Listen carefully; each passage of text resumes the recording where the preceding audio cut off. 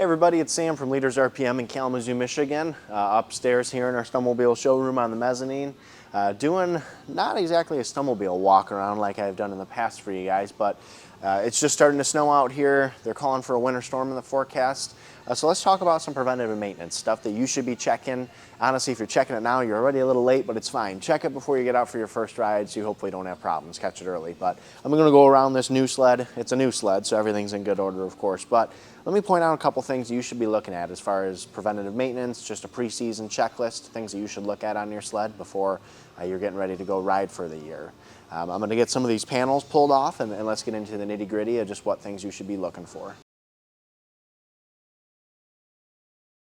So starting over on the mag side of the sled, or I'm going to say the exhaust side, this sled that we're looking at, this is a new 850 Switchback Assault Polaris.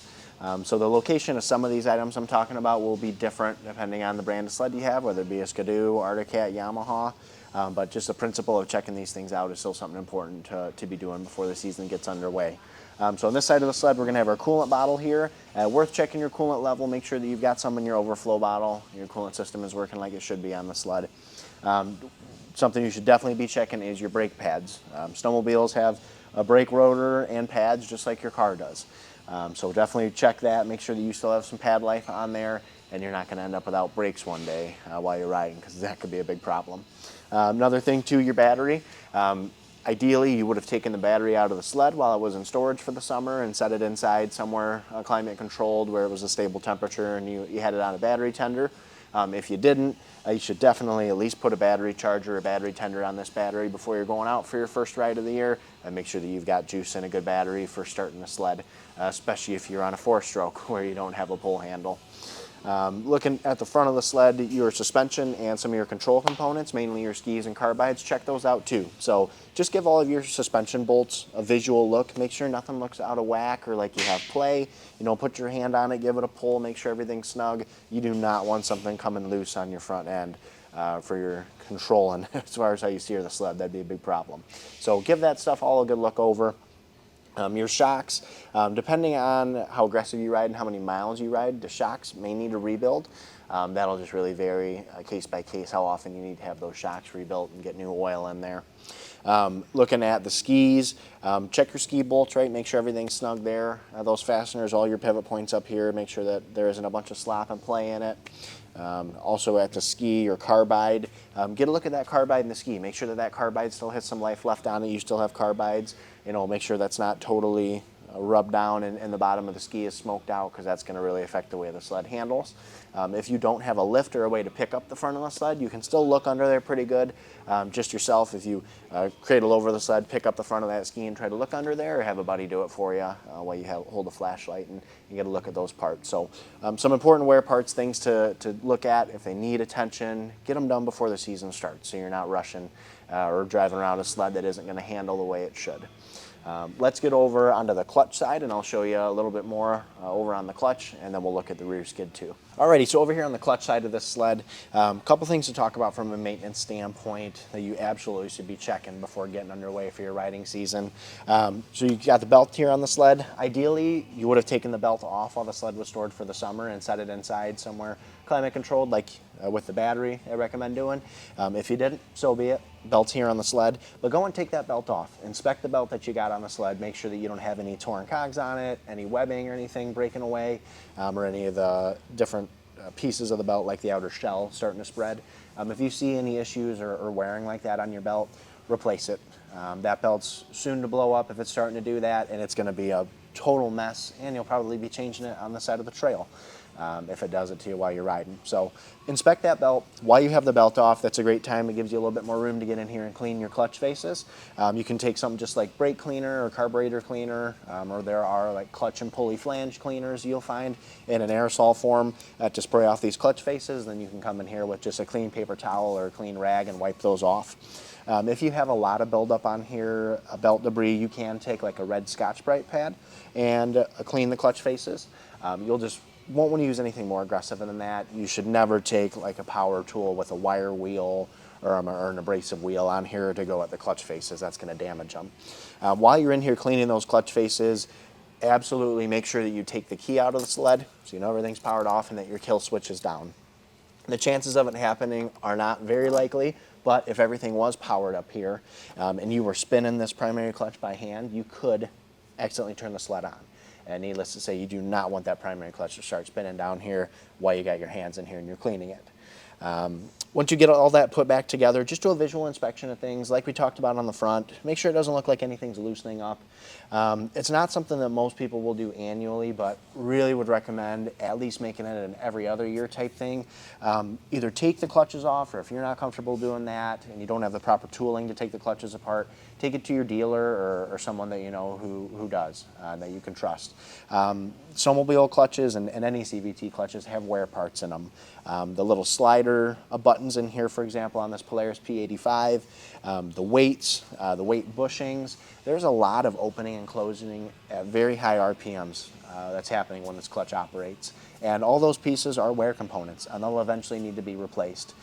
Catching something like that before it goes really bad and the clutch locks up on you while you're out riding is going to save you from having a bad day or potentially a bad weekend if you get a locked up clutch and you can't get it taken care of while you're how many hours up north and you're already paid for your lodging. So take a look at that stuff. Both your primary and secondary clutches, there are things in here that need to be serviced, and if you're actually going to take them apart, that gives you even more room to clean them and make sure that they're happy and ready to rock for your riding season ahead. All right, looking at the back of the sled, a few more things you can take a look at for your preseason maintenance is check out your idler wheels, bogey wheels, whatever you want to call them. Make sure that they're spinning good. So if you can pick up the back of the sled, whether it be putting it on a snowmobile stand or if you just have a track stand, get the back of the sled off the ground so you can spin these idler wheels by hand. They all have bearings where they set, so make sure that those bearings are spinning smoothly, nothing's frozen up, because that could cause you issues out on the trail. Also, just look at the wheels themselves. You'll find most of them are going to be a high-density plastic, so make sure that nothing's cracked. You don't have any of these little spokes in the wheel that have cracked and broken out, and take a look at the rubber rim on the outside of the wheel as well. Make sure that that's not chipping or starting to break apart. Getting in here to your high facts, also want to take a look at your high facts. Just about all high facts nowadays have a wear line molded into them, so you can see just how close they're getting to that point of needing to be serviced. If they're right at that wear line or even worse past it, do your high facts before the season gets underway. If you burn through a pair of high facts, you can cause damage to your rails, damage to your track, and it's going to become a lot more expensive than just putting new high facts on because they were worn out before the season starts off. A couple other things out in the rear here of the sled is going to be your grease points in the suspension. So refer to your owner's manual for your specific sled for the location of these. It'll vary depending on brand and model of sled, but there is most likely going to be some grease zerks in here for you to put grease into these different pivot points in the suspension. It's a great idea. You can go with your manufacturer's recommended grease. So for example, Polaris makes a good all-season grease that they'd recommend using in this skid. If you're not going to go with your snowmobile manufacturer's recommended grease that they saw with their labeling on it, some basic guidelines, you'll want to look for an all-purpose grease.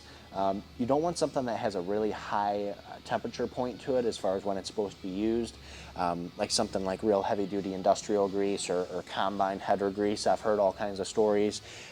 You're never going to see 200 or 300 degrees in here. You know, this sled is ridden in the wintertime. It's going to be very cold temperatures, so you'll want a grease that's going to be pliable and do its job at those low temperatures. So just make sure you're putting something that'll do that in here when you're greasing the skid. Also going to want to check out your track while you're down here. Track tension is a big one that I see a lot of people riding around with a loose track. If it's a brand new sled, that track's going to stretch over a few hundred miles, so you'll want to check your track tension and adjust it then. And that's something that I'd recommend doing even after it being new and that initial one. Do it at least once a year. I mean, do it before the season starts off when you're doing your preseason maintenance like we're talking about here now. Make sure that your track alignment's good and that your track tension's good. Refer to your owner's manual for specs on what that track tension should look like and the procedure for setting that and making sure that your alignment's good. As I wrap it up here, last thing hit on is just a visual inspection of all your bolts and nuts in here. Just like we talked about on the front end, and I'd say really the whole sled. Take 5 or 10 minutes, grab a flashlight, pay attention, set your phone aside, go around, just look at things, make sure that nothing looks out of place, that you're not missing a bolt somewhere, that you're missing a nut off of something. Things like that. I mean, these sleds, especially the two-strokes, have a lot of vibrations. Things can loosen up over time. And if you were to lose a bolt out of the rear skid or lose a bolt on the front suspension and not know about it, you might learn about it a really hard way. So take your time, look everything over, you're relying on the sled to run you around in the freezing cold, sometimes 100 or 200 miles in a day. Take your time, look it over, and make sure that everything's right. Thank you very much for watching this video. Again, my name's Sam from Leaders RPM here in Kalamazoo, Michigan. If there was anything in this video you found interesting or that you thought we missed, please tell me what's on your preseason maintenance checklist if I missed something here. Furthermore, if you have any horror stories, or I'm going to say horror stories you avoided because you caught something before it became a problem in your preseason checklist of things you were looking over, please share that down in the comments with us. That helps me. That's going to help other snowmobilers too. So again, Sam from Leaders in Kalamazoo. Phone number for us is 269-372-1072. If you have any questions about anything we have in inventory or getting service work done, questions like that, parts that you need, please give us a call.